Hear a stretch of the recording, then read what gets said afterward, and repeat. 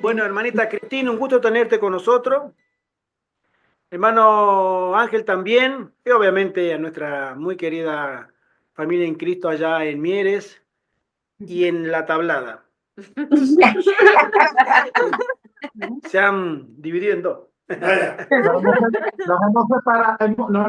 hemos expandido. Y para hacer honor al tiempo, como digo, Sí, vamos a hacerlo con una oración. Pedirle a nuestro buen Dios que nos mande a su Espíritu Santo y a sus santos ángeles allí donde cada uno de nosotros nos encontramos y nos honren con su compañía. Oremos. Amén. Nuestro querido Padre que estás en el cielo, Señor, muchas gracias por este momento tan lindo que nos da de poder estudiar tus pensamientos, tu palabra, Padre, para que podamos entenderlo por tu Espíritu y un tema tan hermoso y necesario en la vida de cada uno de nosotros. Es examinarnos, Padre, según el ojo del testigo fiel, que nos llama a un verdadero arrepentimiento. Te lo rogamos, Señor, y te lo suplicamos que nos acompañen tus ángeles y tu Espíritu Santo. En el nombre de Jesús. Amén. amén, Amén. amén. Muy bien. Hasta la última vez habíamos hablado sobre las características adicionales de la verdadera reforma. Estamos en la página 22 del libro Preparación para la crisis final. Y continuamos con el corazón de la reforma. ¿Qué es el corazón de la reforma? Si nosotros queremos tener una reforma en nuestra vida espiritual, cosa que es fundamental, sin reforma no hay cambio, porque la palabra misma lo dice, darle una nueva forma a lo antiguo, porque si lo antiguo sigue siendo antiguo y de la misma manera, no podremos calificar ante los ojos de Dios o ante el juicio cuando pase nuestro nombre. Por eso el Señor nos llama a un reavivamiento y a una reforma. El corazón de la reforma es la predicación del mensaje a la Odisea y la justificación por la fe. Vamos a mirarlo ahora rápidamente. Vamos a tratar de hacer todo el capítulo. Si nos vamos un poquito más de una hora, mejor así ya a la próxima comenzamos con el capítulo número 2. ¿Sí? Dice así. Vamos a hablar primero de la predicación del mensaje a la Odisea. El testigo fiel. ¿Qué tiene que el Señor Jesucristo a nosotros como iglesia? Porque nosotros somos la iglesia. ¿Qué tiene Él que decirnos a nosotros? ¿Estamos dispuestos a escuchar? ¿Alguien alguna vez se habrá preguntado o cuando nos dicen esa frase, mira, yo tengo que decirte algo, ¿tú me dejas ser sincero? ¿Y qué es lo que decimos nosotros? Por supuesto, te ruego que seas sincero. ¿Tú me dejas serte honesto? Te voy a ser sincero, quiero decirte algo. Bueno, así comienza Jesús. Cuando Él nos dice, déjame serte sincero. ¿Sí? Tú quieres que te diga algo, te lo voy a decir con honestidad, con mucha sinceridad. Y nosotros tenemos que tener esa predisposición espiritual a que sean sinceros con nosotros. Y si hay alguien que va a ser sincero, es nuestro Señor Jesucristo. Si hay alguien en este mundo y en este universo que va a ser honesto con nosotros, es nuestro Señor Jesucristo. La reforma será producida fundamentalmente en el seno de la iglesia como resultado de la aceptación del mensaje del testigo fiel a la iglesia de la Odisea. Nosotros somos la iglesia de la Odisea. Es este un mensaje de Cristo a su iglesia que quebranta la infatuación y el engaño de la justicia y la suficiencia propias y produciendo un espíritu de sincero arrepentimiento, confesión y limpieza del pecado. Lleva al contrito al pie de la cruz para aceptar la justicia de Cristo. El Espíritu Santo nos lleva a los pies de Cristo. Esa es la obra eficaz del Espíritu Santo. nos lleva a los pies de Cristo y mira a Cristo. En la hora de crisis por la cual atravesará la iglesia no habrá término medio. Lucas 11:23 dice, el que no es conmigo, contra mí es, y el que conmigo no recoge, desparrama. Tú no vas a pasar de largo y dejarlo como está. O tú recoges o tú desparramas. No hay en la vida espiritual delante de Dios una vida intermedia. O no debiera haber una vida intermedia. Los que acepten este franco mensaje de cariño cosecharán en su vida y en su experiencia sus benditos resultados. Una verdadera conversión, el apartamiento del mundo, la victoria sobre el pecado y una entrega completa de la vida a Dios. Qué lindas alturas a las que nos llama nuestro Señor Jesucristo. Qué lindas alturas espirituales a las que somos llamados cada uno de nosotros. Esa es la esencia de la auténtica reforma que ha de operarse en la iglesia y en cada corazón individual. Los que no acepten ese mensaje y prefieran continuar siendo tibios, formales y llenos de justicia propia, caerán durante el zarandeo y se perderán. Este mensaje de tanta importancia que depende no solamente nuestra experiencia espiritual, sino nuestro destino eterno. Por eso decía la semana pasada que a veces nosotros creemos que conocer los eventos nos van a hacer salvos. Conocer los eventos nos van a informar. Este mensaje es el que nos va a o salvar o perder. Esto es lo que va a determinar nuestra eternidad. Jesucristo nos llama. Podemos saber todo, podemos saber todos los eventos. Como dice Pablo en 1 Corintios 13, la preeminencia del amor. Puedo saber todas las profecías y hablar todos los lenguajes angélicos. Y puedo hacer que una montaña se mueva a la otra porque tengo una tremenda fe. Pero no tengo amor. O no conozco a Dios, que es exactamente lo mismo. De nada me sirve. Dice así, explica la mensajera del Señor. En Primeros Escritos, página 270. Pregunté cuál era el significado del zarandeo que yo había visto, y se me mostró que lo motivaría el testimonio directo que exige el consejo que el testigo fiel dio a la iglesia de la Odisea. Algunos no soportarán este testimonio directo. A veces nosotros cuando se nos habla directamente, en la gran mayoría de las ocasiones, si tú me hablas directo y bonito, me gusta. Si tú me hablas directo y no me gusta, no importa que sea bonito o no, es porque nos cae mal. Sin embargo, el Señor Jesucristo tiene un testimonio directo. ¿Se acuerda que la vez pasada había comentado sobre, bueno, no lo quiero repetir ahora, ¿no? El diálogo que tuvo con el pastor Contreras con respecto al que, el método de Cristo. Creemos que el método de Cristo del siglo I es igual al método de Cristo del siglo XXI. Y no es así. Jesucristo hablaba directo. Quizá por eso los fariseos lo odiaban. Pero los pecadores, los publicanos, los que cobraban impuestos y eran, en teoría, la gran mayoría de todos ladrones, las prostitutas, o sea, el bajo mundo, lo quería, lo seguía. Y Jesús le dijo, esa gente, a los fariseos, va delante de ustedes a la salvación, para que tengan una idea.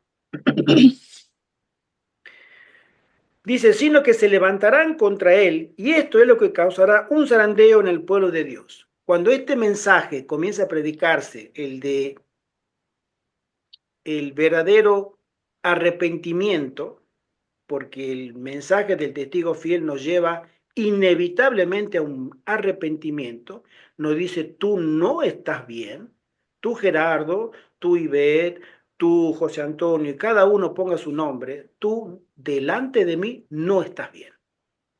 Eso, si viene acompañado de una disposición humilde, me va a llevar a un arrepentimiento. Pero hay algunos que no tendrán esa disposición de humildad y lo rechazarán. Eso va a ser un zarandeo, va a ser una criba, una separación. La zaranda separa lo fino de lo grueso, lo que sirve de lo que no sirve. De la forma de recibir este mensaje depende nada menos que el destino de la iglesia. Ha de mover a profundo arrepentimiento. Todos los que lo reciban serán purificados. Amén. Vi que el testimonio del testigo fiel había sido escuchado tan solo a medias. El solemne testimonio del cual depende el destino de la iglesia se estuvo en poca estima, cuando no se lo menospreció por completo. Este testimonio ha de mover a profundo arrepentimiento.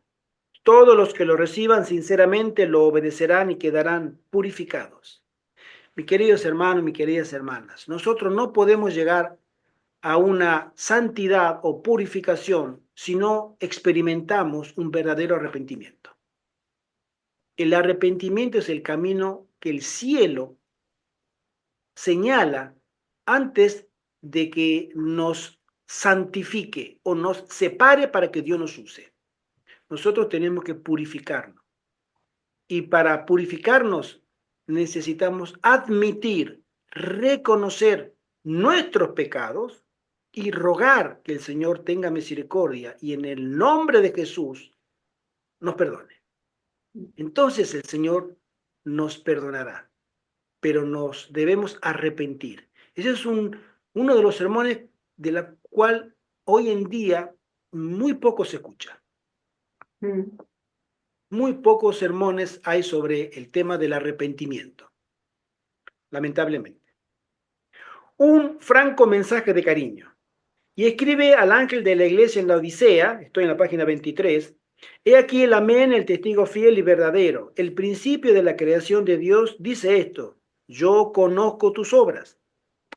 El mensaje a la iglesia de la Odisea es una denuncia sorprendente y se aplica al pueblo de Dios actual. ¿Tú eres adventista? ¿Tu hermano José Antonio es adventista? Sí. Yo soy adventista. ¿Tu hermana Ivette es adventista? Sí. ¿Y cada uno de ustedes se creen adventista? Bueno, el mensaje del testigo fiel a la iglesia de la Odisea se aplica a ti. A cada uno. Ponte tu nombre. Mírate al espejo y di, tú eres la Odisea. Y si hay un mensaje del testigo fiel a la Odisea, es para ti. No mires al otro y a la otra, que se porta mal, que hace cosas que no te gustan, que lo que tú sueles siempre reflexionar. No, ponte a ti primero. Si hay un dedo que tengas que señalar, mírate al espejo y señala al que estás mirando en el espejo, a ti mismo. Nosotros somos la Odisea. Este mensaje se aplica en primer lugar a mí. En segundo lugar, a mí. Y en tercer lugar, a mí. Y si cada uno lo asumimos de esa manera, siempre será directo a mí. Dice así, el autor del mensaje es nada menos que Cristo nuestro Salvador, y a la vez nuestro mejor amigo, es fiel y verdadero. Nos ama, pero no nos adula, porque quiere nuestra felicidad y nuestra salvación. Nos habla con cariño y sinceridad. El mensaje es directo, pero lleno de misericordia. Nos dice, yo conozco tus obras. Nos habla uno que nos conoce mejor de lo que nosotros nos conocemos a nosotros mismos. Porque el corazón humano es engañoso, como dice Jeremías 17:9. Y es un mensaje muy necesario, particularmente por la condición de engaño propio en que se encuentra la Odisea. Si hay algo, hermanos, que a nosotros nos caracteriza, es nuestra falsa percepción de nosotros mismos. ¿Vieron cuando, bueno, todo habremos visto alguna vez, cuando hay personas que son prácticamente show del ego, están todo el día mirándose al espejo, ¿sí? Y le andan diciendo al espejo, gracias mamá, gracias papá, porque me hiciste tan lindo o tan linda, ¿sí? Y se andan mirando y se sacan fotos y bueno, espiritualmente, ante Dios, somos así. Nos creemos lindos, nos creemos especiales. Y ante Dios, ni lindos ni especiales. Dice así, por lo tanto, siendo que Dios solo nos conoce, nuestra actitud frente a este mensaje deberá ser la del salmista, cuando dice Salmo 139, examíname, oh Dios, y conoce mi corazón. Ve si hay en mí camino de perversidad y guíame en el camino eterno. Este mensaje tiene una aplicación eminentemente individual. Por eso le decía, si hay alguien a quien tú tengas que referirte, coge un espejo, póntelo delante tuyo y es a ti. Estrictamente individual. Es personal. Y su resultado colectivo se producirá solo en la medida en que cada uno lo acepte y practique en su vida personal. El testigo fiel habla en singular. Eso nos cuesta entender. Pensamos que el testigo fiel habla para aquel. Mira, mira, mira, mira ese pastor, mira. Mira ese anciano, mira, pastoras, mujeres pastoras. Nosotros somos rápidos para poner el dedo mirando a los demás. El testigo dice, no, no, no, comienza contigo. La obra eficaz del Espíritu Santo siempre va a comenzar con nosotros. Y va a continuar con nosotros. Y cada vez más con nosotros. Porque si hay una obra eficaz para ese que tú señalas, la hará el Espíritu Santo con él y por él. Que si él también se mira a sí mismo. El Espíritu Santo no te va a llevar a mirar a otro. Siempre va a trabajar en ti. Por ti y para ti. Esa es la obra eficaz del Espíritu Santo. Nos dice, eres tibio. ¿Qué es lo que nos dice aquel que conoce nuestro corazón? No eres frío, no eres caliente. Quisiera yo que fueras frío o caliente. Así que por lo mismo que eres tibio, estoy a punto de escupirte o vomitarte, en otras versiones, de mi boca. Apocalipsis 3, 15 y 16. En los primeros tiempos de la historia de la iglesia recibimos esta instrucción. Joya de los Testimonios, tomo 1, dice la mensajera del Señor. El mensaje de la Odisea se aplica a los hijos de Dios que profesan creer en la verdad presente. La mayoría de ellos son tibios y solo profesan la verdad. El término tibio se aplica a esta clase de personas. Profesan amar la verdad, pero son deficientes en la devoción y el fervor cristianos. No se atreven a abandonar del todo la verdad y correr el riesgo de los incrédulos, pero no están dispuestos a morir al yo y seguir de cerca los principios de su fe. Ustedes conocen a la generación Nini, ni Sí. estudia ni trabaja. Yo sé. Bueno, ¿no? Esos que están ahí en el medio. Bueno, acá somos ni frío ni caliente. Estamos en la iglesia, oh, qué bueno. Y tenemos cargo también, uy, qué bueno. Y tenemos unos sermón, una predica muy buena, uy, qué bueno. No falto nunca, uy, qué lindo. Pero el Señor conoce mi vida. Y Él nos dice, ante la vista de los demás, tú puedes hacerte y creerte muy santo. Tú te autopercibes aprobado por Dios. Pero yo conozco tus obras, me dice el Señor, y tú te falta mucho. Si nosotros estamos dispuestos a ese nivel de mensaje, realmente el Espíritu Santo está trabajando en nuestra vida. No se empeñan cabal y cordialmente en la obra de Dios, identificándose con sus intereses, sino que se mantienen apartados y están listos para abandonar su puesto cuando lo exigen sus intereses personales y mundanos. falta en su corazón la obra interna de la gracia. Gracias a Dios que muchos, por haber permitido la obra poderosa del Espíritu en sus vidas, no participan de esa condición de tibieza, pero no deja de ser penosa la realidad de que una gran parte de la Odisea está constituida por tibios que solo profesan la verdad. Esto plantea la necesidad de una definida reforma. 4 son los elementos que componen esta tibieza. Vamos a hablar de 4 elementos que nos dice este libro. Son deficientes en la devoción y el fervor cristiano. Si hay algo que te va a faltar, es fervor. Estás acostumbrado a tener perfil bajo y te llaman a, hermano, ¿tú quieres venir a la tarde a repartir volante? ¿Tú quieres colaborar? No, no puedo, no, ya tengo ocupado. O sea, siempre tiene un pero. No hay fervor. ¿Están las cosas de Dios? Sí, pero no en primer lugar. Necesitamos vivir diariamente una vida de comunión con Dios, una vida de oración y estudio de su palabra. Es urgente que demos la debida consideración a nuestras necesidades espirituales para suplirlas con el poder divino. Segundo, no están dispuestos a morir al yo y a seguir de cerca los principios de su fe. Una conversión a medias no nos podrá salvar. El Señor dice, convertíos a mí con todo vuestro corazón. Dice el Señor, un corazón dividido no nos dará la victoria. Cristo pide la posesión completa de nuestra vida. El yo debe morir definidamente para que Cristo gobierne en el trono del corazón. Cristo no te va a pedir que tú le dejes entrar en su corazón a medias.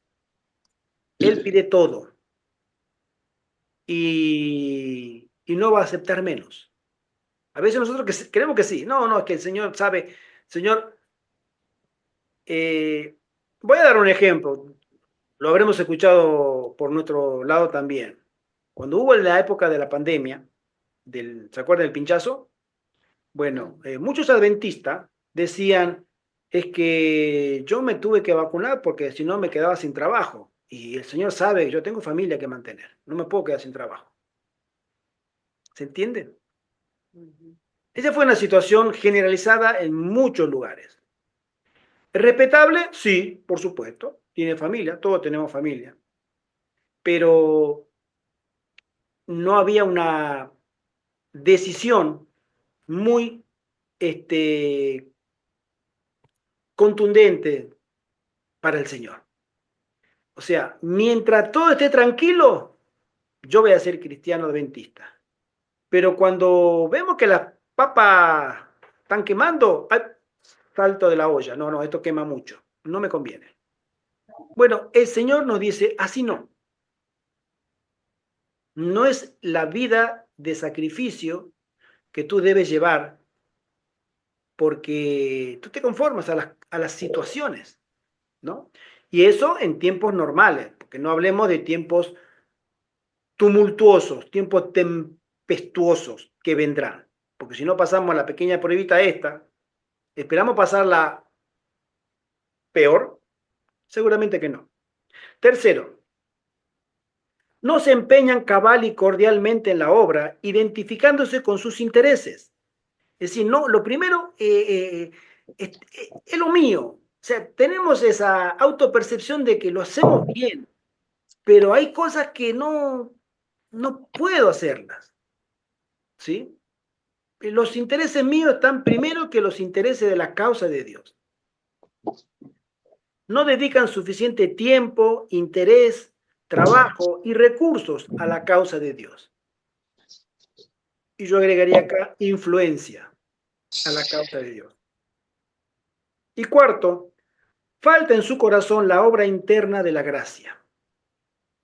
Dios la quiere realizar plenamente en la vida de cada uno de nosotros. Filipenses 1:6 dice, el que comenzó en vosotros la buena obra, ¿sí?, la perfeccionará hasta el día de Jesucristo. Gracias a Dios que Él quiere y puede hacerlo, pero necesita nuestro consentimiento, nuestro interés sincero y nuestra franca cooperación. Y hay otro punto que es un punto un tanto directo. Estoy a punto de escupirte de mi boca. El agua tibia produce náuseas y se administra como vomitivo en caso de intoxicación. También la indiferencia y la falta de conversión es repudiable para Dios. Y los que perseveren en ella tendrán que ser despedidos del amoroso regazo del Padre. El corazón de Jesús se conduele de esta tibieza y mediocridad. Expresa su ferviente anhelo de que la situación cambie. Quisiera yo que fueses frío o caliente, Ah, o ojalá que fueras frío o caliente. En Testimonio 1 dice, sería más aceptable para el Señor si los miembros tibios que profesan la religión nunca se hubieran llamado de su nombre. Son un peso continuo para los que desean ser fieles seguidores de Jesús. Son piedras de tropiezo para los incrédulos. Pero esta no necesita ser la condición de ningún hijo de Dios. La claridad de la revelación divina se propone llevar a nuestro ánimo la alarma que nos induzca a una reforma de la vida, la cual a su vez se traduce en una obra profunda y convertida o convertidora de la gracia de Cristo. En una oportunidad me acuerdo que estaba hablando con una hermana, me acuerdo, estaba en la iglesia de Berlín, una señora colombiana, y ella me dice, hermano, ¿cómo le va, hermano Gerardo? Por favor, le pido, ore por mi hija, que ella vuelva a la iglesia. Yo le digo, hermana, ¿tú estás segura que ella quiere volver a la iglesia? No, ella no quiere volver, pero yo quiero que venga a la iglesia. Ore. Y yo le dije, mira hermana, ella venía a la iglesia antes, había dejado de ir a la iglesia, había tenido una seria diferencia con varias personas y muy ofendida o dolida, dejó de asistir a la iglesia a su hija. Entonces un día, una tarde, me dice, hermano Gerardo, por favor, ore por mi hija. Entonces yo le dije, mira, déjame serte sincero, déjame serte honesto. Déjala a tu hija donde está. Mano, ¿cómo? Déjala a tu hija donde está. Porque el Señor la va a preferir fría y no en esta iglesia, con todo cariño te lo digo, tan tibia. Porque si viene a esta iglesia, que tú no puedes hablar de reverencia, de música cristiana, de la reforma del vestido, de la reforma de la música, no puedes hablar de verdad presente, a mí me quitaban el micrófono cada 2 por 3, tú no puedes hacer nada, ¿para qué la quieres acá? Ojalá, yo le dije, el testigo fiel dice, ojalá fueses fría, ojalá que estés afuera, o que estés realmente convertida. Dale tiempo a tu hija. Porque si tú me pides que yo ore para que venga para esto, no, mi conciencia me dice, me quedo mirando, me dice, no sé, hermano. A veces nosotros creemos que estar en la iglesia es estar con un pie dentro del cielo. Y el Señor nos dice, cuidado. Mejor, mejor quédate afuera. Si vas a llevar una vida doble para Dios, tibio para los demás, mejor quédate frío. Porque tienes tú más posibilidades de alcanzar misericordia siendo frío que siendo tibio. Continúo. La infatuación espiritual y la justicia propia. El meollo del mensaje del testigo fiel está constituido por otra alarmante revelación. Porque tú dices, yo soy rico y me he enriquecido, y de ninguna cosa tengo necesidad, y no sabes que tú eres un desventurado, un miserable, un pobre, ciego y desnudo. Mira, si a mí me dicen todo eso junto, la verdad no me va a gustar. Pero el Señor Jesucristo nos lo dice a cada uno de nosotros. Exactamente, todo eso junto. Tú, Gerardo, eres un desventurado, miserable. Tú, Gerardo, eres un pobre. Tú eres ciego y tú estás desnudo delante mío. ¿Puedo soportar ese mensaje? Los hijos de Dios que participan en la condición de la Odisea son presentados en una posición de seguridad carnal y en una actitud de grave justicia propia. Están tranquilos, se creen en una exaltada condición espiritual, pero su estado es deplorable a la vista de Dios y ellos no lo saben. Están engañados. El mensaje de la Odisea se aplica a los adventistas del séptimo día que han recibido gran luz y no han andado en ella. Son los que han hecho una gran profesión, pero no se han mantenido al paso con su director, los que serán escupidos de su boca a menos que se arrepientan. El mensaje quebranta su seguridad con la sorprendente denuncia de su verdadera situación de ceguera, pobreza y miseria espirituales. Esa infatuación es particularmente grave porque pone a su víctima fuera del alcance del poder redentor de Dios. El reconocimiento de nuestra condición es requisito indispensable para que el plan restaurador divino pueda verificarse en nuestro favor. Fíjense ustedes que en el libro de Apocalipsis, cuando nosotros miramos el mensaje a las 7 iglesias, la penúltima iglesia, ¿cuál es? Sí. Filadelfia, la penúltima. Es la iglesia del movimiento milerita. Esa iglesia no tiene ningún reproche. Esa iglesia es alabada. Imagínense ustedes la época de Guillermo Mille y ustedes están ahí escuchando. Imagínense. Y hay una tremenda predicación del pastor Guillermo Miller, que se hizo predicador. No, no llegó a ser pastor, pero era como un pastor. Era el que comandaba todo el movimiento milerita en Estados Unidos. ¿Sí? Si tú escuchabas ese mensaje, o tú realmente abrazabas ese mensaje con amor, con devoción y con entrega completa, o tú lo rechazabas de plano. No había intermedio. Qué lindo. Había agricultores que ya no se dejaron la siembra, otros que ya dejaron la cosecha, otros que vendieron y los vecinos decían, pero ¿cómo vas a dejar esto? No es que Cristo viene. Pero hombre, sigue trabajando. No, no, ya Cristo viene. Déjalo ahí, ¿para qué? Si ya nos vamos. Viene el Señor a buscar su iglesia. Tal era ese convencimiento, pero tal que la gente no los entendía. Pero ellos estaban convencidos, tenían ese amor y ese deseo, esa entrega al Señor de que Él esa noche del 22 de octubre aparecería en los cielos y se abriría el cielo, entrarían a suceder cosas impresionantes y aparecería Cristo y los llevaría. Esa era su entrega y ellos lo creyeron. Mira el chasco. Y muchos de ellos, la gran mayoría, chasqueados, abandonó. De unos 50 a 70 mil convertidos que había, quedaron 50, entre 50 y 80. No llegaban a 100.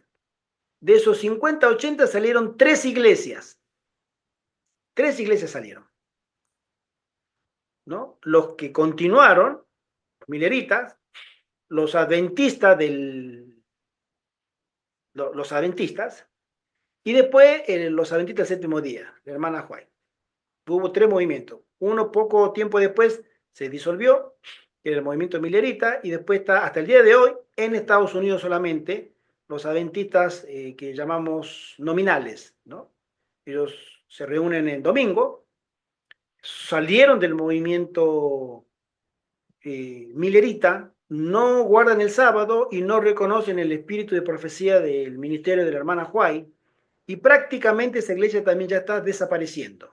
Uno va a esas pocas iglesias, pocos templos que quedan, y solamente ve, como el pastor este que escribió, hombres con canas, hombres y mujeres con canas, todos ya mayores.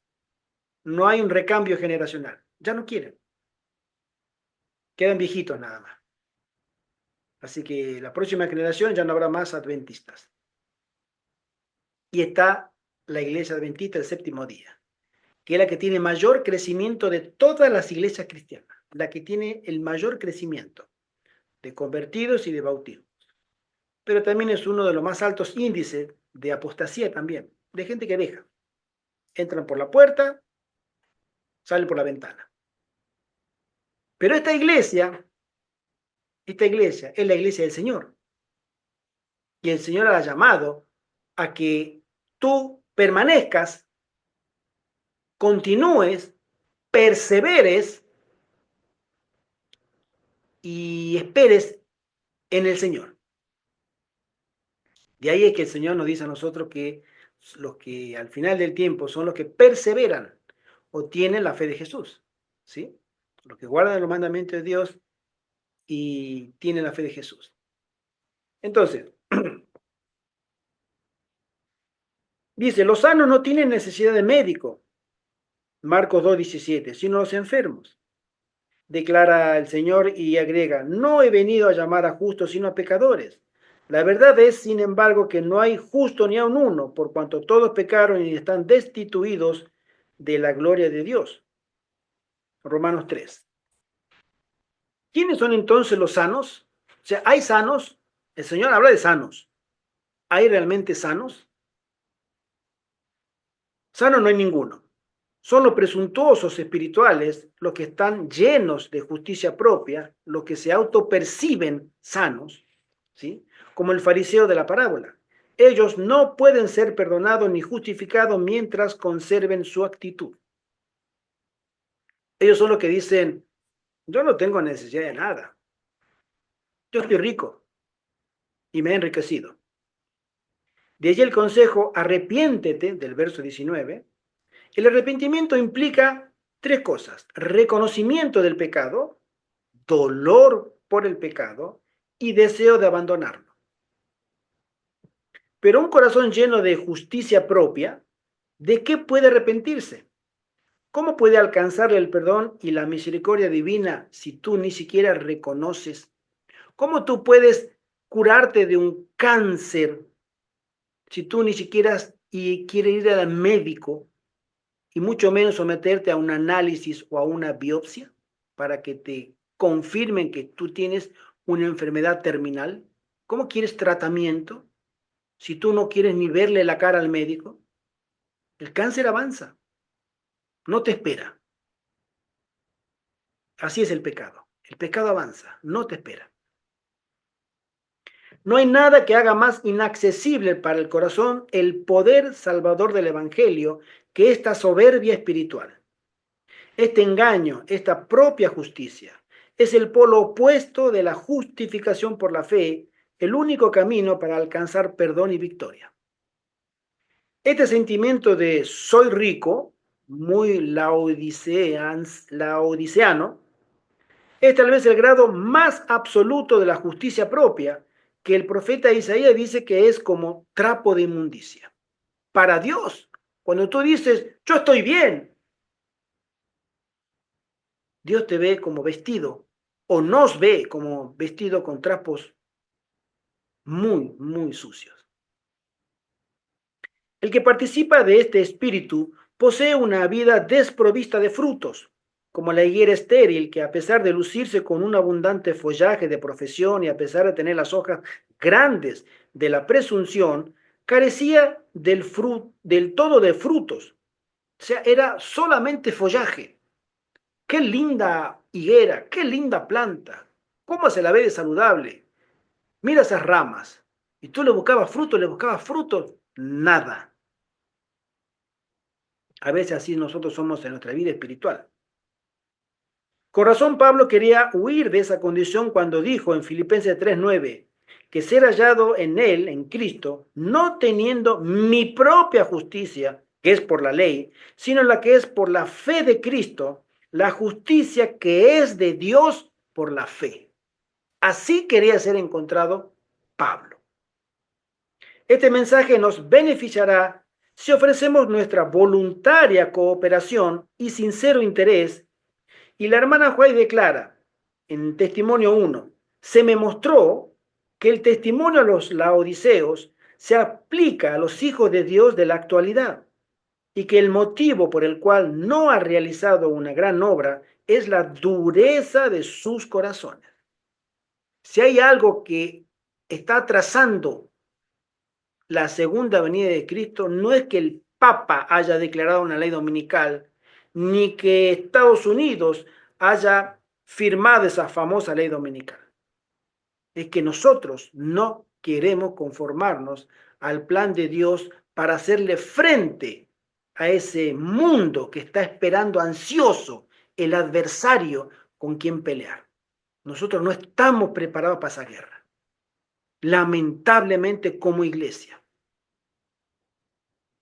Ese adversario está diciendo, vengan, acá los espero. Y nosotros todavía no estamos a la altura.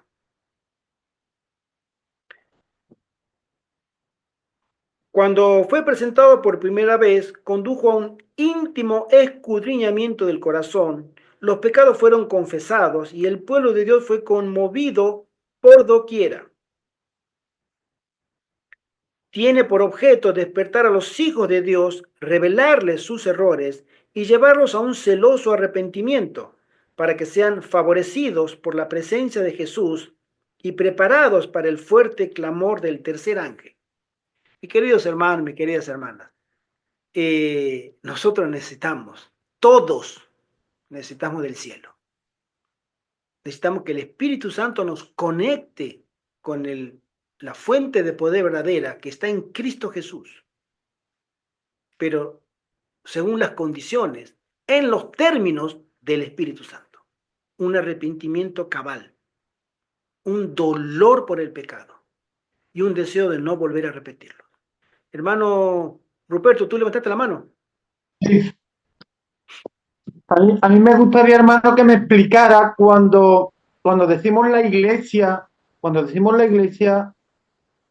¿a qué iglesia nos referimos? ¿A la iglesia nominal o porque la hermana Guay hace una diferencia entre la iglesia militante y la iglesia triunfante? Entonces, últimamente yo cuando asistí a la iglesia se estaba dando ya el tema que fuera de la iglesia no hay salvación. La E última incluso frase, la última frase, por favor. que cuando yo asistí a la iglesia de Sevilla últimamente se estaba dando ya un fenómeno de que decían que fuera de la iglesia no había salvación, que tenías que ir a la iglesia para ser salvo.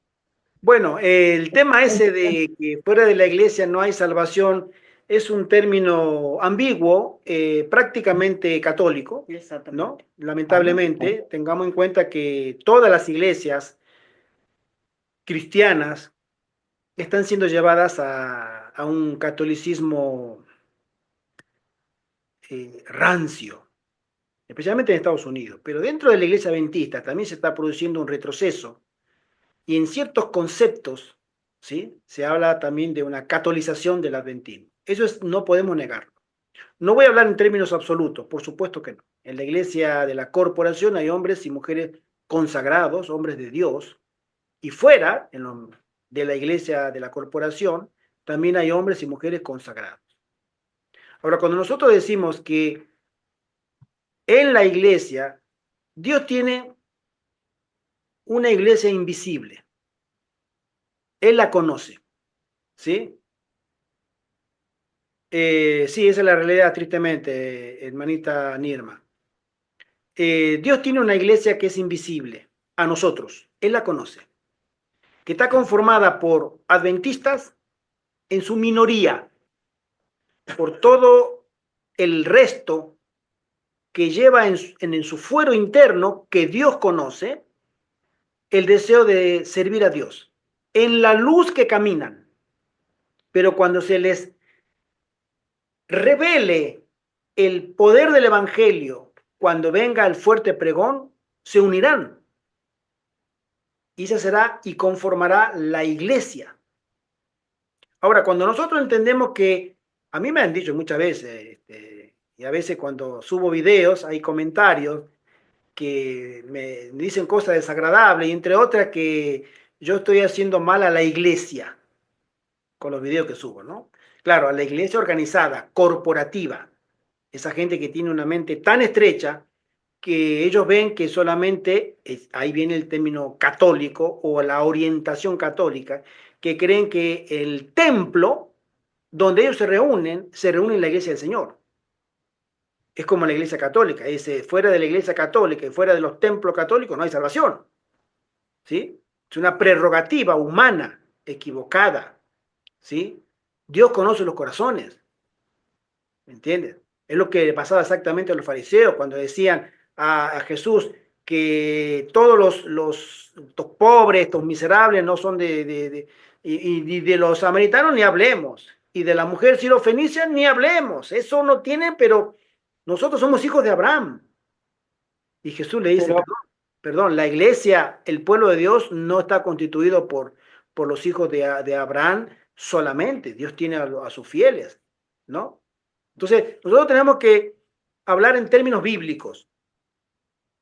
Jesús, el fundador de la iglesia, y a quien nosotros adoramos como nuestro gran Dios y Salvador, él muy solemnemente dijo que allí donde se junten dos o más personas en su nombre, él está en medio de ellos. Y la hermana White completa el concepto diciendo que solo la presencia del alto y sublime puede constituir una iglesia. ¿Me entiendes?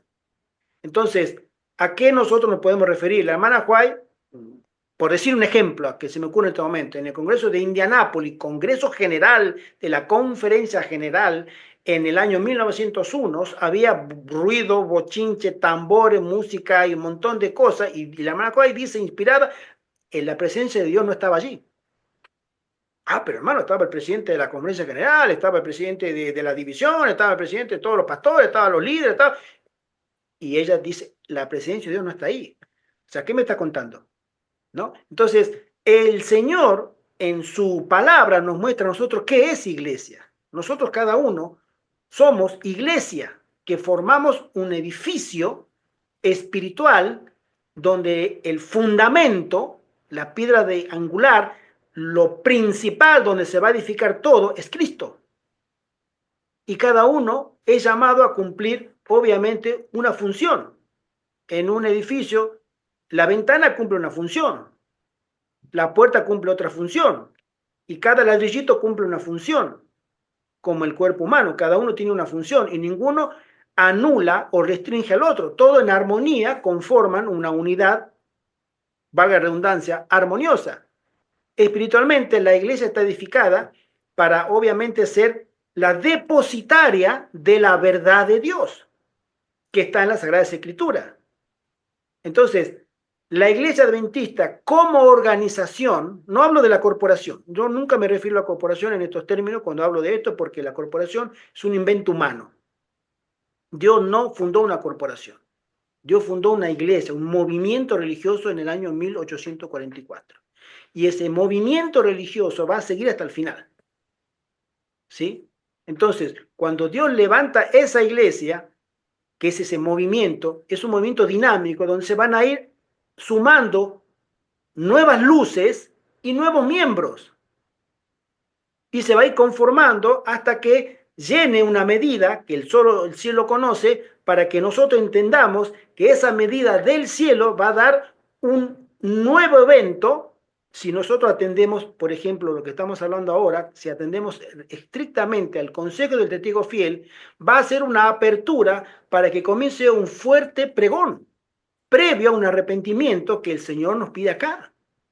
El testigo fiel nos dice, tú tienes que arrepentirte. Y cada uno de nosotros, por eso digo, si yo me miro a mí mismo, y no miro a los demás, y cada uno hace lo mismo, en tándem o en armonías, todos juntos nos arrepentimos y sacamos la basura que tenemos nosotros, cada uno, esta iglesia se va a purificar.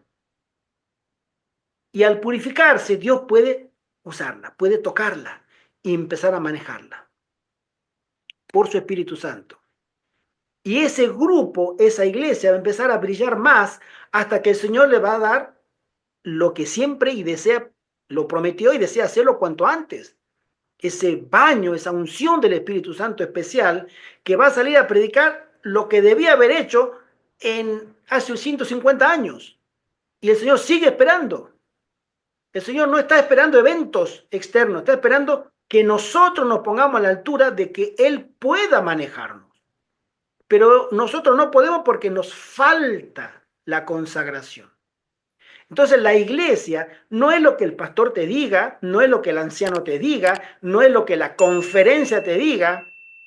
A mí muchas veces en los diálogos de los videos, yo a veces me río porque digo, no hay con qué darle a esta gente que te dice, hermano, usted está dividiendo la iglesia. Y digo, bueno, ¿por qué? Porque predico, subo un video de lo que ustedes saben, lo que yo subimos de puesto avanzada, de todos los temas, y que estamos dividiendo. Y digo, bueno, esa es la percepción, ¿sí?, que ellos tienen de un mensaje diferente a lo que ellos escuchan en los púlpitos de sus iglesias. Mensaje Por eso revelado y le todo. digo, Sí, hermano. no, que por eso le digo que cuando se especifica la iglesia siempre, entonces siempre se nos va la mente a las cuatro paredes, a la corporación, Exacto. y, y efectivamente si vemos quién nos representa como adventistas, si vemos lo que están haciendo, pues la verdad como que creo que habría que detallar un poquito qué es la verdadera iglesia de Cristo, que somos cada uno de nosotros apartados, digamos apartados, que no es la corporación, digamos, porque si vemos los movimientos que están dando la corporación y todo lo que está haciendo, pues como que no es la iglesia de Cristo. Bueno, mira, lo que pone la hermana Nirma dice, lo que acabo de decir yo, que a ellos no les conviene que uno predique, porque ¿No? el que es tibio, hermano, el que es tibio, lo acabamos de escribir, o el libro lo acaba de escribir, con cita de la Sí, hermana sí. White y agregado del propio autor, que el tibio tiene una falsa percepción de la realidad, ¿sí? Cuando tú estás borracho, porque este es otro término espiritual para tener una falsa percepción de la realidad, tú no puedes conversar con un borracho. Tú lo sientas, no tienes control del equilibrio, no tienes control del espacio, y quiera tomar el micrófono y va para el otro. O sea, no está en sus cabales. Y tú lo quieres hacer razonar, por más que tú quieras, él no está en condiciones. No te esfuerces, no lo podrá hacer. Y tú le insistirás, quédate quieto, escúchame, deja de moverte, deja de hablar tontería, incoherencia, etcétera. No puede. ¿Por qué? Porque su estado, ¿sí?, no es un estado que le permita tener control de sus facultades. Bueno, nosotros espiritualmente, cuando estamos en un estado de ebriedad, ¿sí?, que es un estado que no percibimos la realidad normal, sino que tenemos una falsa percepción de la realidad. Nos pasa espiritualmente eso. No miramos lo que es verdad presente, no o sea, miramos lo que queremos mirar, lo que se nos Claro. presenta, ¿sí? Entonces, y a veces creemos que lo que ellos nos dicen puede ser cierto. Bueno, yo siempre lo digo, la ley del testimonio. Este movimiento, yo que me gusta más decirle movimiento adventista, que se transformó en una iglesia, por supuesto, pero es un movimiento adventista. Este movimiento tiene una sola misión y un solo mensaje. No tiene más. Nosotros no estamos para, como Cáritas, juntar zapatos, ropa usada y comprar alimento y dárselo a la gente en las plazas. ¿Que lo podemos hacer? Amén. Pero esta iglesia no fue levantada para hacer eso, ¿sí? Nosotros no estamos para llamados para estar sometidos a la autoridad de Roma. No estamos llamados para eso, ¿sí? Fue levantada no con ese propósito. Fue levantada para confrontar al poder dominante del tiempo del fin con un así dice Jehová, Señor, me manda a decirte que tú, a Babilonia, te ha llegado el juicio. Y a los que viven bajo tu paraguas espiritual, decirles salgan de ahí porque a Babilonia les llegó el juicio. ¿Sí? Y adoremos no al Dios que ustedes nos dicen, sino al verdadero Dios, y hay un solo Dios verdadero, que es el Creador. Amén. ¿Sí? Amén, amén. Entonces, ese es nuestra misión, es predicar ese evangelio, y el mensaje son el mensaje de los tres ángeles, que es una plataforma de verdad, ¿sí? De muchas verdades presentes.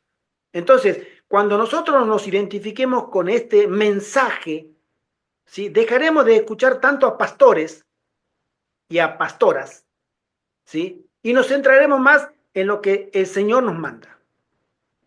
Y es ahí cuando entonces tendremos una experiencia nueva, que se le llama un reavivamiento, porque habremos elegido seguir un así dice el Señor, confirmado por los testimonios de la sierva del Señor, que es exactamente todo y que confirma lo que acabo de decir, y no atender a otras cuestiones, ¿sí?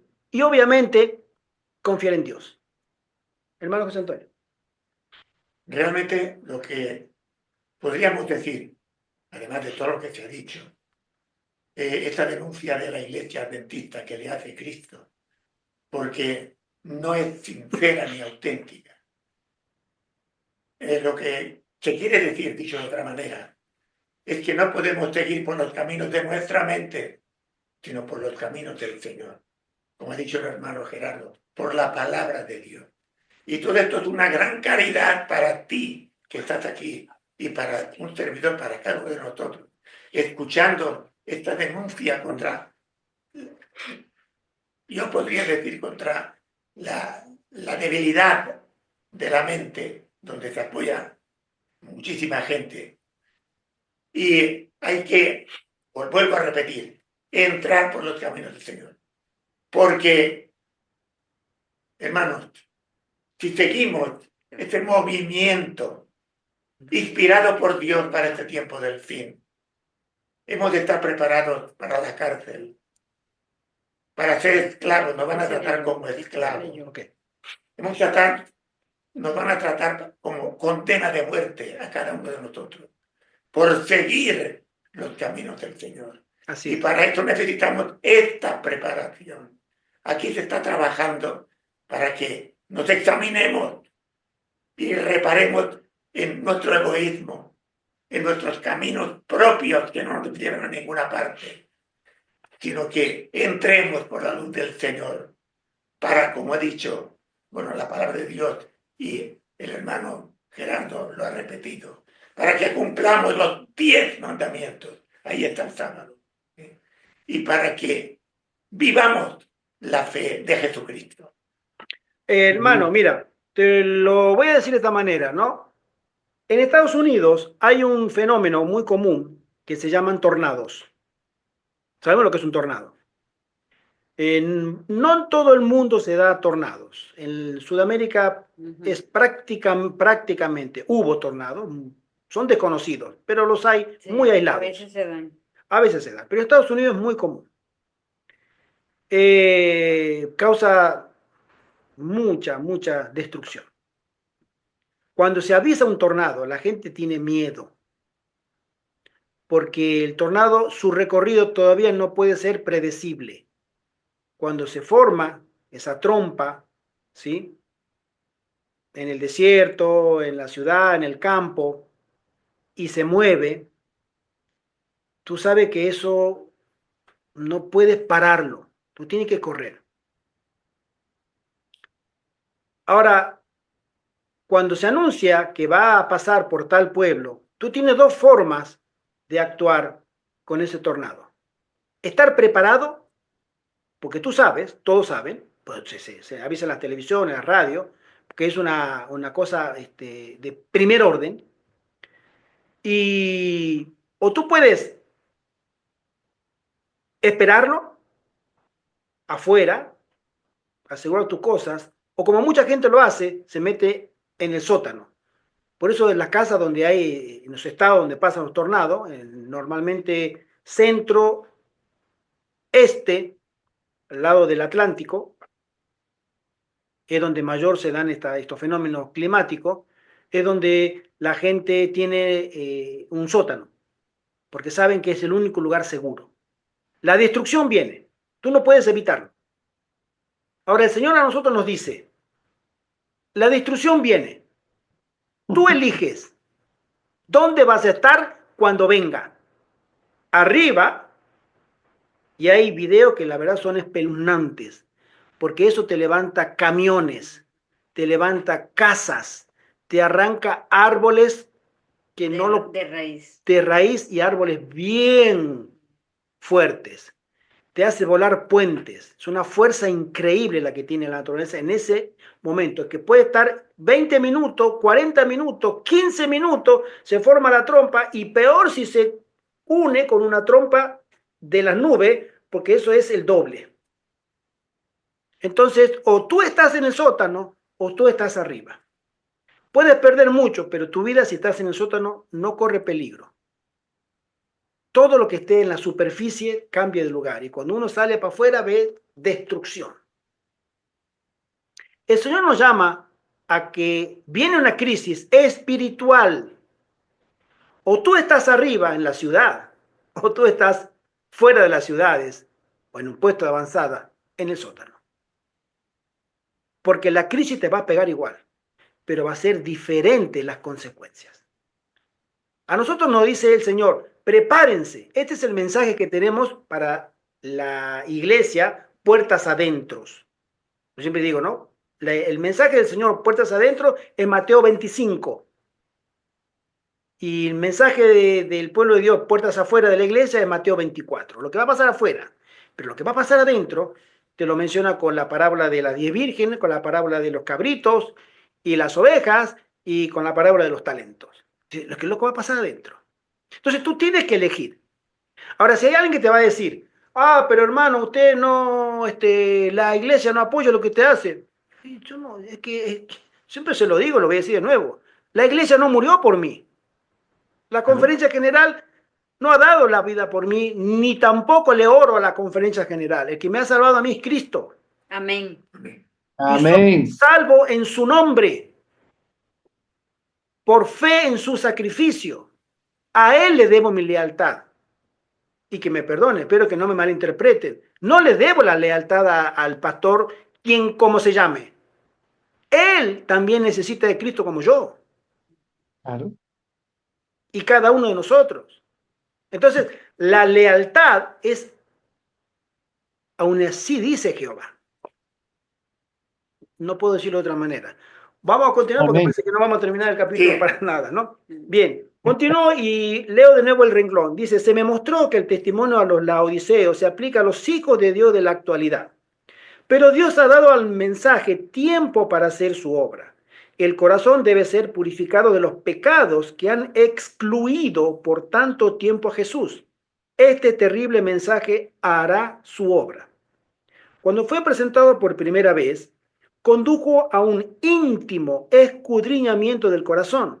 Los pecados fueron confesados y el pueblo de Dios fue conmovido por doquiera. Tiene por objeto despertar a los hijos de Dios, revelarles sus errores y llevarlos a un celoso arrepentimiento para que sean favorecidos por la presencia de Jesús y preparados para el fuerte clamor del tercer ángel. Un remedio eficaz.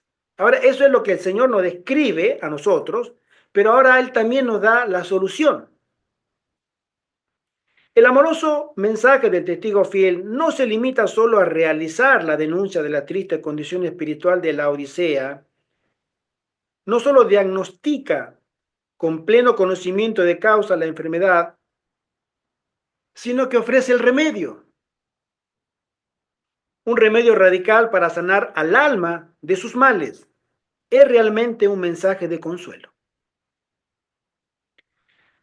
Dice así el verso 18. Por tanto, dice Jesús, yo te aconsejo que de mí compres oro refinado en fuego, para que seas rico, y vestiduras blancas para vestirte, y que no se descubra la vergüenza de tu desnudez, y unge tus ojos con colirio, para que veas.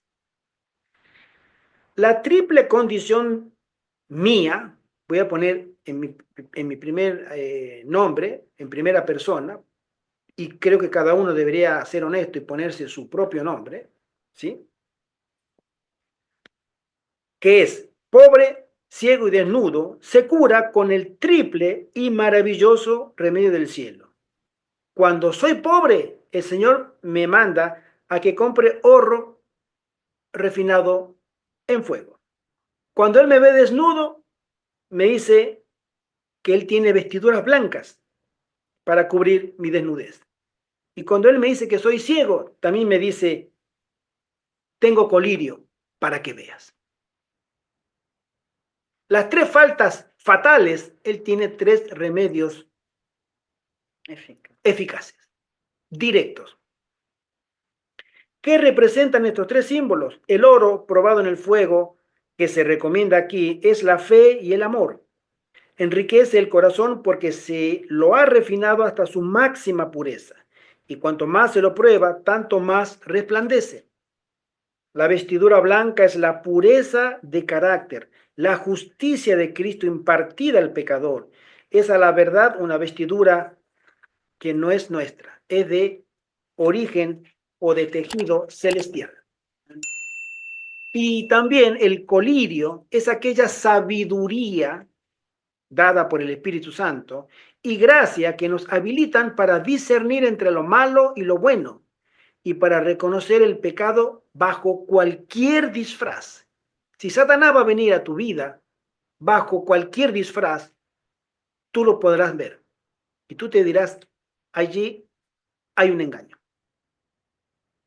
Y yo agregaría que este colirio de visión espiritual del cielo se aplica en primer lugar a tu vida, a la mía.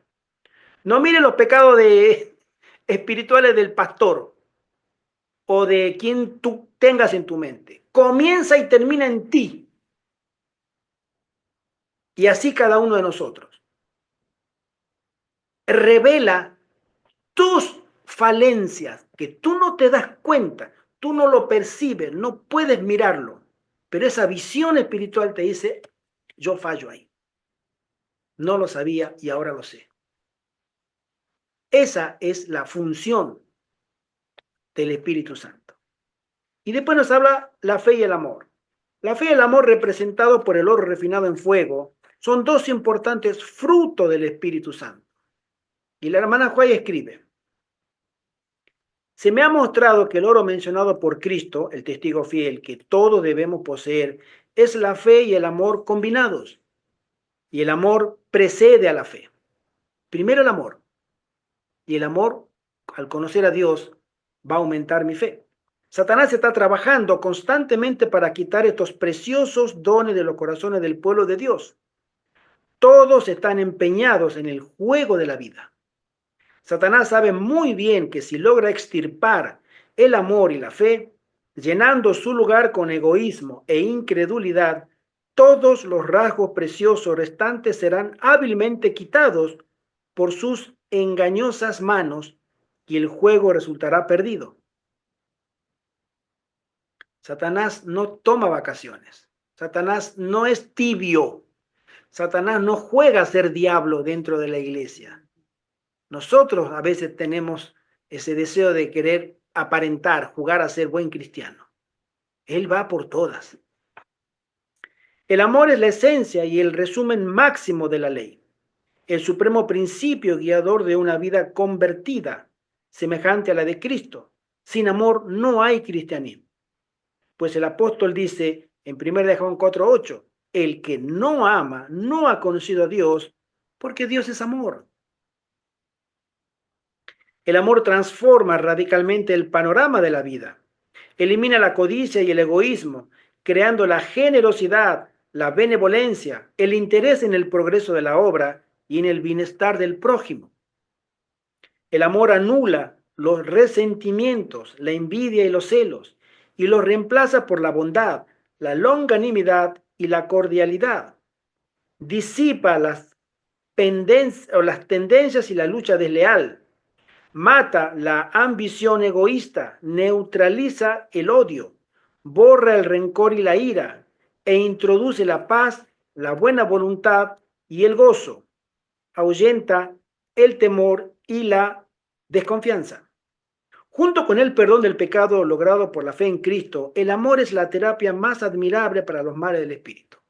Mira, mi querido hermano, si tú realmente has conocido a Dios, tú vas a empezar a experimentar un sentimiento que se va a notar en tu comportamiento. Si realmente el Espíritu Santo ha tocado tu corazón, el Espíritu Santo te conecta con la fuente de la vida, que es Dios, y tú comienzas a conocer a Dios, y ahí es donde la gente va a decir, wow, este hombre cambió, o esta mujer, qué diferente que es ahora. Porque el amor comienza a cambiar los frutos que nosotros teníamos antes por naturaleza. En primer lugar, porque Dios se está acercando a tu vida y lo está haciendo a través de una obra sobrenatural, externa a nosotros, que la hace el Espíritu Santo. La única forma de tener amor es apropiarse de su fuente bendita, Cristo Jesús. Por eso el apóstol Pablo aconseja en Efesios 3 que habite Cristo por la fe en vuestros corazones, a fin de que arraigados y cimentados en amor. Cuando Cristo hace su entrada triunfal en el corazón y toma posesión de la vida, lo dice Pablo en Gálatas 2:20, dice, yo ya no vivo, sino Cristo vive en mí. Es una experiencia nueva. Y en 2 Corintios 5 dice, el amor llega a ser la motivación suprema. El amor de Cristo nos constriñe, o un sinónimo, nos fuerza. El amor de Cristo nos obliga. Cuando viene el Espíritu Santo a tu vida, te puedo asegurar, mi querido hermano, mi querida hermana, el Espíritu Santo te pone a trabajar. No te va a dejar sentado. El Espíritu Santo, utilizando tus límites, utilizando tus recursos, utilizando, si tú lo dejas, tu tiempo, tu influencia, tus talentos, te va a poner a trabajar. ¿Por qué? Porque te obliga, te lleva. Así como tú has recibido un mensaje tan lindo y lo vives en tu primer amor, te dice, ahora tú lo recibiste, compártelo, compártelo, no te cruces de brazo. Y el Espíritu Santo te irá abriendo todas las puertas y las oportunidades que se den para que tú compartas. Esas son las buenas nuevas del Evangelio. Continúo. La fe, por su parte, junto con el amor, nos permite vivir constantemente en la plácida atmósfera del cielo. Establece entre nuestra alma y Dios un vínculo tan inquebrantable que nada ni nadie puede romper, salvo el pecado. Nos hace accesible el perdón de Dios y su poder para vivir la vida que vale. Pone a nuestra disposición el cumplimiento de todas las promesas de Dios. Es un principio activo. El amor es un principio. Y a veces uno dice, ay, que me he enamorado. Ay, cómo lo amo. Ay, cómo la amo. El amor se puede manifestar en un sentimiento, a través de un sentimiento, pero el amor no es un sentimiento. Yo puedo estar enamorado de mi esposa, que lo estoy,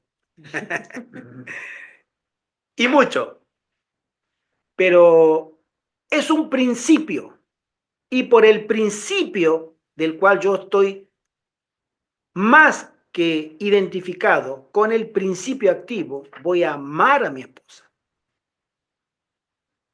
Porque si yo tuviera un sentimiento, y solamente un sentimiento, el primer momento que tengo peleas, que nos llevamos mal, o que no le guste lo que yo hago, o que no me guste como es, se terminaron los buenos sentimientos. Ahora tengo malos sentimientos. Y cuando tengo malos sentimientos, ¿qué le digo? Chao. Por eso mucha gente, lamentablemente, no dura en la pareja, porque le es más fácil cambiar de pareja que cambiar él o ella. Es más fácil. ¿Para qué voy a cambiar yo? No quiero cambiar. Yo estoy bien. A mí me tienen que creer como soy. No escuchamos esa frase, ¿no? Es muy común. ¿Sí? A mí me tienen que creer como soy. No te tienen que creer como eres. Te tienen que querer siendo una buena persona. Y tú tienes que luchar para ser una buena persona. Ah, no, el que se junte conmigo a mí me tiene que aceptar como soy. Y si no le gusta, no hay problema, me busco otro. Eso es un sentimiento. Cuando nosotros tenemos el principio activo del amor, nosotros vamos a aprender que el amor es sufrido, es bueno, hace buenas obras, no es jactancioso, no hace mal a nadie, es edificante, ¿sí? El amor echa fuera el temor y tantas otras virtudes que tiene Dios.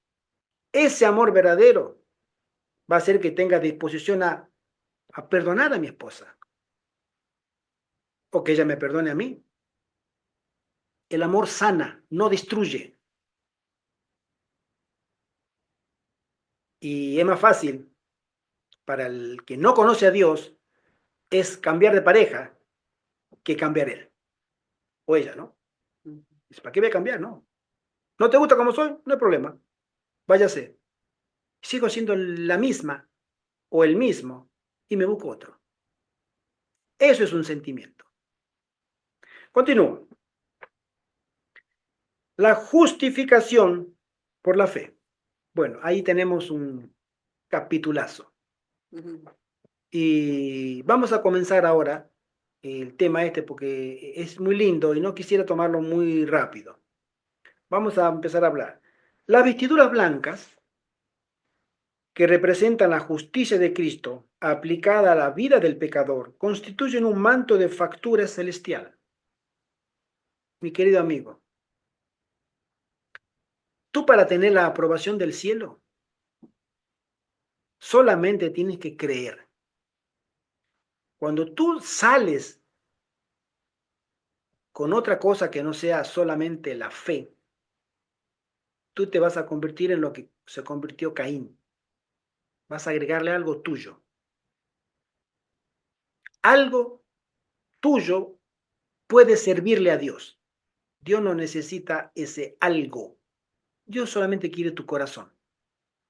Un verdadero arrepentimiento y el sacrificio hecho por Cristo en la cruz con su vida impecable es absolutamente suficiente para que tú seas justificado y para que Dios te declare justo. Por eso es una justificación por la fe. Si tú crees hoy en el año 2025 y aceptas a Cristo como tu Salvador personal y tú crees que en el año 31 murió alguien en Medio Oriente que lo crucificaron injustamente, pero cumpliendo una profecía milenaria, y que ese sacrificio allá lejos y lejos en el tiempo también sirve para tu vida privada hoy, en el lugar en que estés, y si tú aceptas que ese sacrificio es suficiente para hacerte acepto en el amado, Dios te mira con aprobación.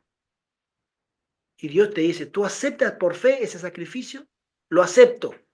Yo acepto que el Señor es suficiente para que mi vida cambie, para que sea llamado de las tinieblas a su luz admirable. Y Él te acepta por creerlo solamente. De ahí viene la justicia de Cristo. La justicia de Cristo es un término, como dicen muchos pastores, muy legalista o muy forense. Es descriptivo. En el idioma inglés no se habla en términos como nosotros entendemos la justicia de Cristo, sino los actos correctos de Cristo. Esa es la justicia de Cristo. Lo que Él hizo correcto. Nosotros podemos tener la fuerza para hacer lo correcto en nuestra vida. En su nombre. Por nuestra naturaleza caída no podemos. No te esfuerces, no te esfuerces. No puedes. Pero hay poder en su sacrificio que a nosotros nos hace en su nombre poderosos para hacer sus actos, los actos correctos en nuestra vida, como Él lo hizo correctos en su vida. Sigo leyendo. Estas vestiduras solo pueden conseguirse por la fe. El problema del logro de la justicia por parte del hombre es tan antiguo como el pecado. Desde el día en que nuestros primeros padres violaron la ley de Dios y se hicieron pasibles de la muerte eterna o punibles, la humanidad ha estado buscando con ansias la manera de alcanzar de nuevo la justicia o ser justos, o sea, un estado espiritual que le pudiera reconciliar con Dios. El hombre ha sentido genéricamente a través de toda su historia el peso de la culpabilidad. Uno de los amigos de Job dio expresión a la más angustiosa pregunta del alma cuando dijo, ¿cómo pues se justificará el hombre para con Dios? ¿Cómo? ¿Cómo podremos? El pecado constituye la peor de las enfermedades humanas. Separa al hombre de Dios y lo sume en la tristeza y la desesperación. Una gran proporción de los miles y miles de enfermos neuróticos que desfilan por los consultorios médicos y psiquiátricos en busca de alivio están atormentados por el sentido de la culpa. Estos días estoy leyendo otro libro del pastor Enrique Chay. Pásame el libro, por favor. Fernando Chay. Es este. Fuerzas superiores que actúan en la vida humana. Lo tengo en PDF, el que me lo quiera pedir. Es un tremendo libro. Y habla especialmente de las fuerzas superiores en el ámbito de los neuróticos, del hipnotismo, de la gente que está esquizofrénica, de las fuerzas que actúan. Es imposible que nosotros podamos tener libertad en Dios cuando hay una fuerza superior a mí que actúa y que yo no puedo hacer nada. Un tremendo libro ese. Lo estoy leyendo, muy lindo. Hace algún tiempo, dice este autor, quedé profundamente impresionado mientras visitaba algunas ciudades importantes de Latinoamérica al ver largas filas de hombres y mujeres, jóvenes y ancianos, esperando turno para arrodillarse ante el confesionario. En algunas iglesias había hasta 6 largas filas de esta clase. Eran almas que buscaban la justificación. ¿Quién no quiere ser y tener la conciencia limpia? Nosotros vivimos en un país que es un feudo católico. Y acá en España, como en muchísimos países de Latinoamérica, es muy común que en cierta fecha del año veamos a gente que camina de rodillas, haciendo el sacrificio para calmar esa conciencia que le dice que solamente ese sacrificio te amistará o te volverá a la comunión con Dios. Si no haces ese sacrificio, Dios sigue enojado contigo. Y tú buscas el favor de Dios porque quieres tener esa paz que solamente Dios la puede dar. Pero ese camino es el equivocado.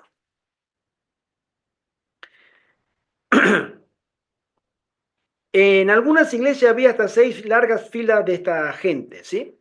Existen 2 métodos que los hombres han ensayado para alcanzar la justificación. El primero es el esfuerzo propio, sea para cumplir la ley o para realizar obras meritorias, a fin de ganar el favor de Dios. Este es el método más común, pero es antibíblico y completamente ineficaz. No sirve, con mayúscula, no sirve. El otro método, el segundo, consiste en reconocer la propia impotencia y ejercer fe en el sacrificio de Cristo en nuestro favor. Este es el único camino hacia Dios. Y la Biblia no enseña otro camino sino Cristo y solo Cristo. Amén. Amén. La verdad es que aún los hijos de Dios pueden perder de vista a veces una de las verdades más importantes de la Biblia, es a saber, la de que por la sobra de la ley, como dice Romanos 3:20, por la sobra de la ley ningún ser humano será justificado delante de él. Esta fue la frase famosa y favorita de Martín Lutero, cuando le decía a todo el mundo católico de la época que la sobra de la ley, eso, poner limosna especialmente, entre otros sacrificios, no me gana el favor de Dios. ¿Cómo que no? Claro que sí. No, no me gana. Por la sobra de la ley nadie será justificado. Y él decía, escrito está.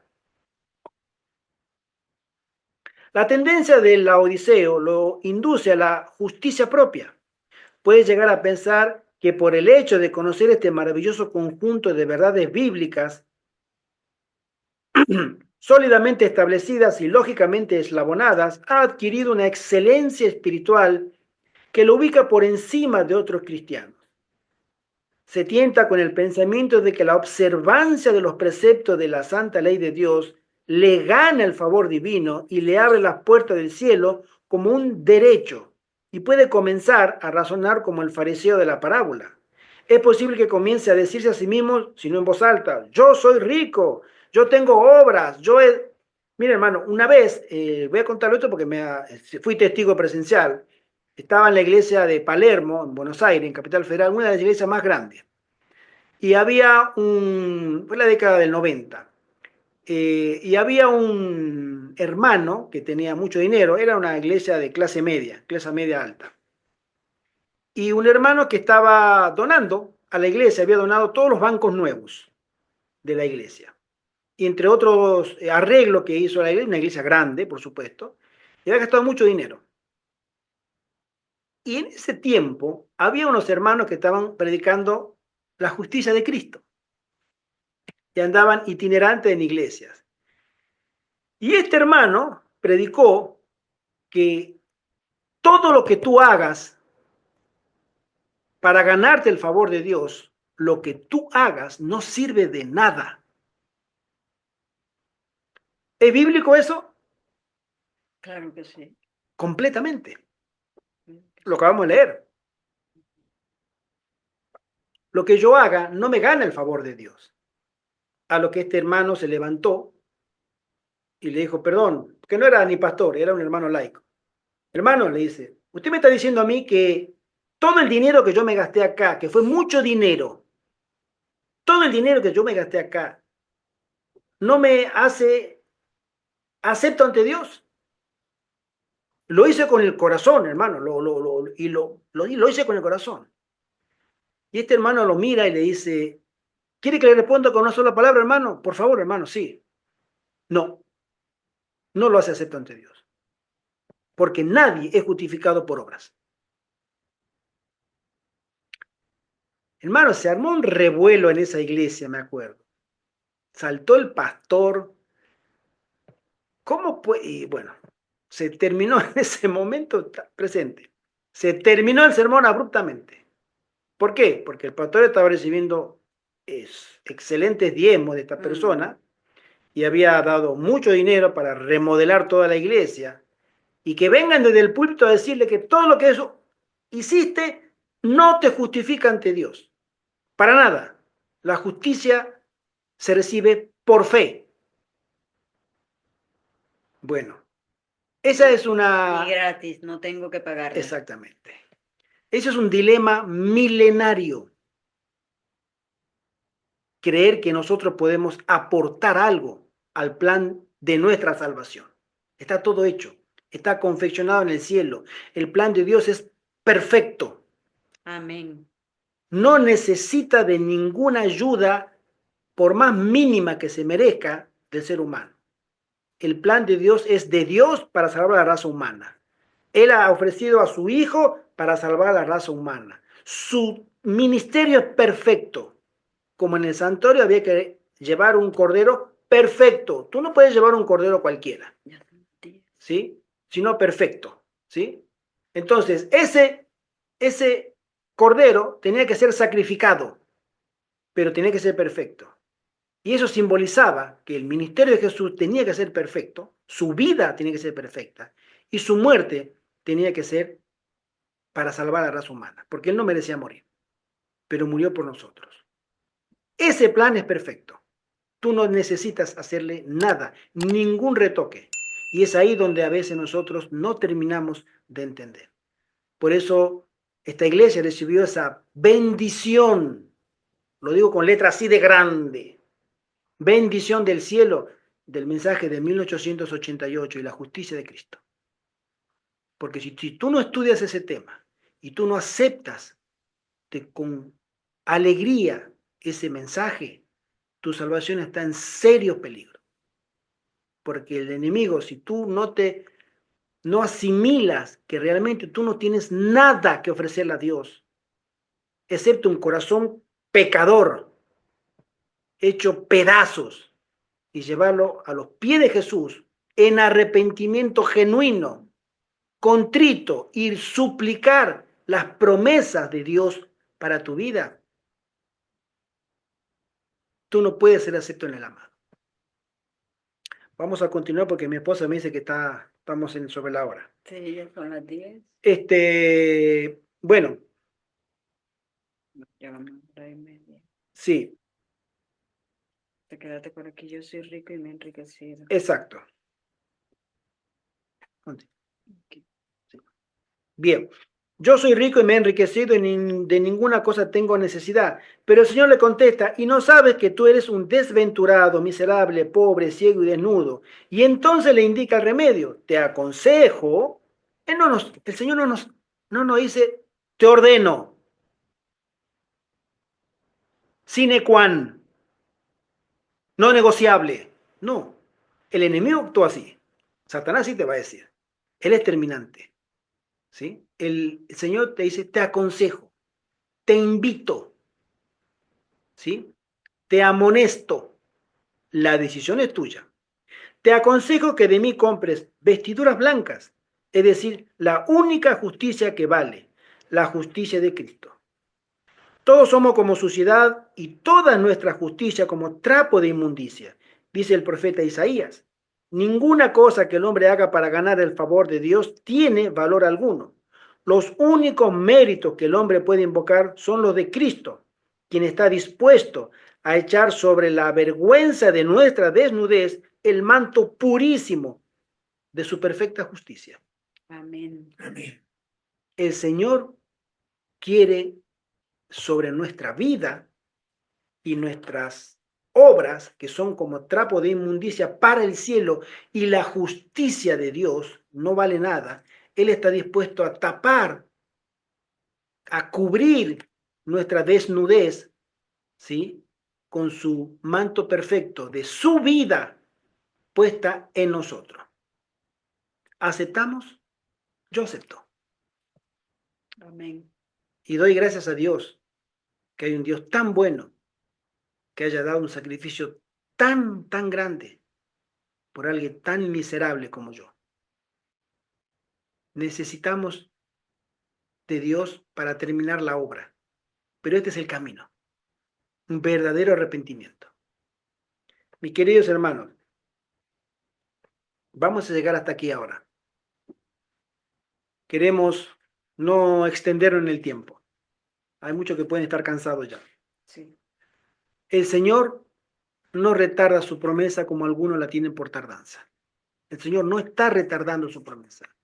Él es paciente y justo para esperar que cada uno de nosotros tengamos la valentía de arrepentirnos. El Señor desea, mi querido hermano, y me pongo a mí en primer lugar, el Gerardo, que tú te arrepientas. Y tú, Ah, no, uno que... ¿sí? Nada. Vale. Nosotros Perdón. contamos con un Dios suficiente para poder hacer una obra perfecta en nuestras vidas si le dejamos.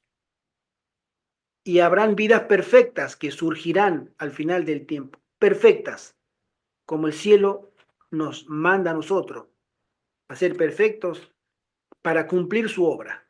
Dios no utilizará elementos imperfectos, hombres y mujeres no santificados, no los son desechables.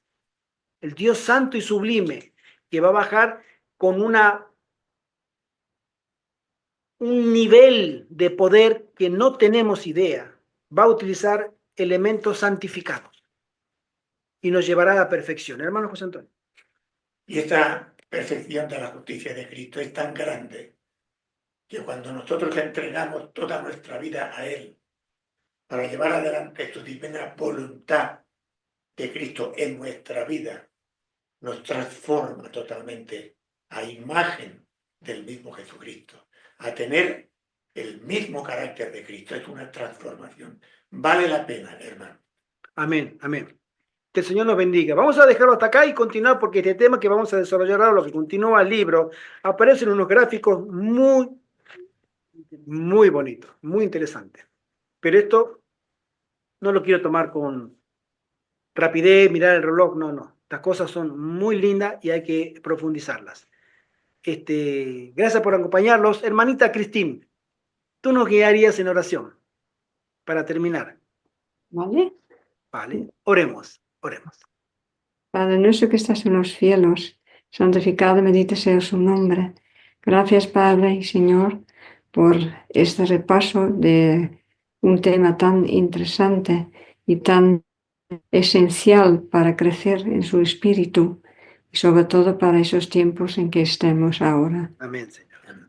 Gracias por la oportunidad de reunirnos, aunque sea por Zoom, y que cada vez seamos más para poder disfrutar de este privilegio.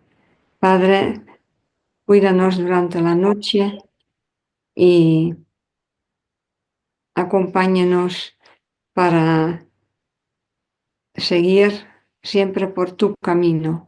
Muéstranos, Padre bueno, justo y fiel, en el precioso y poderoso nombre de su Hijo amado, Cristo Jesús, se lo pido y se lo agradezco. Amén y amén.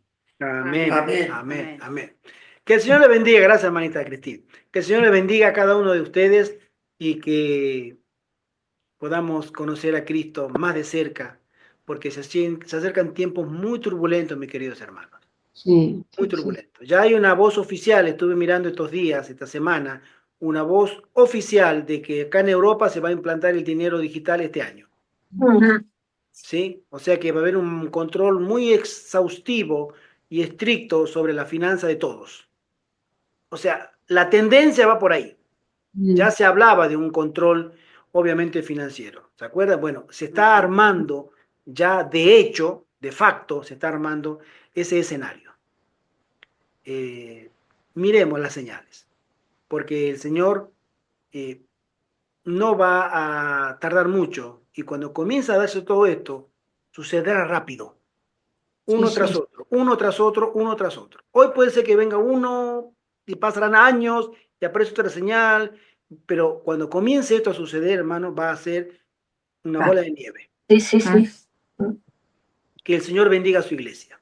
Amén. Oremos los unos por los otros. Amén.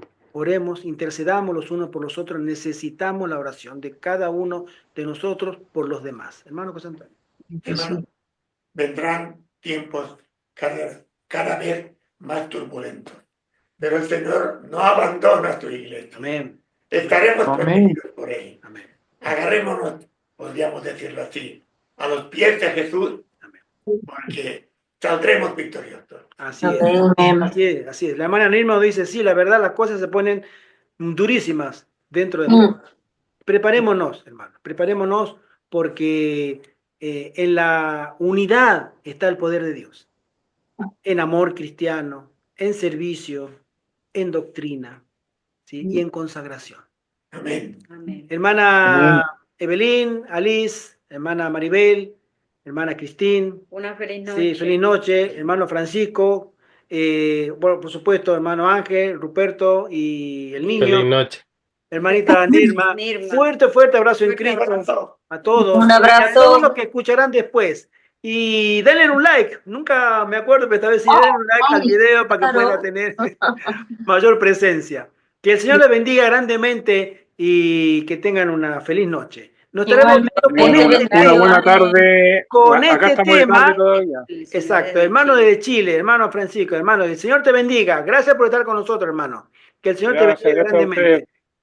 Buenas noches, buenas tardes. Buenas noches, y un abrazo. Abrazo, hermanita. Maranata, hermano. Cristo viene por Maranata. Gloria a su nombre. Bendiciones. Bendiciones. Bendiciones.